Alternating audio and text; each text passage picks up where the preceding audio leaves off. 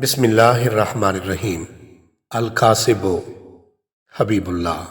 ناظرین، 1886 کی ایک روشن صبح شکاگو شہر کی سڑکوں پر سینکڑوں مزدور اپنے حقوق کی خاطر اکٹھے ہو کر اس بات کا مطالبہ کر رہے تھے کہ انہیں ایک دن میں 8 گھنٹے سے زیادہ کام کرنے پر مجبور نہ کیا جائے، جبکہ کارخانہ مالکان اور حکومت میں بیٹھے لوگ اس بات پر بالکل رضامند نہیں تھے۔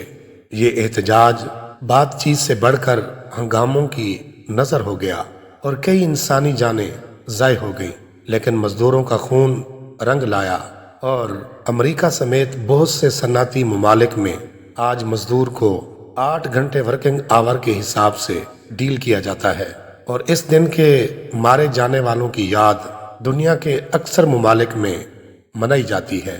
1 مئی عالمی مزدوروں کا دن ہے۔ مزدوروں کے ساتھ حسن سلوک کرنے کے حوالے سے ہمارے پیارے آقا صلی اللہ علیہ وآلہ وسلم کا فرمان عالی شان ہے کہ انہیں یعنی غلاموں، اجیروں اور مزدوروں کو اتنے زیادہ کام کا مکلف نہ کرو کہ وہ ان کی طاقت سے زیادہ ہو۔ اگر ایسا کرو تو ان کی معاونت بھی کرو۔ مزدور کی عظمت کو سلام۔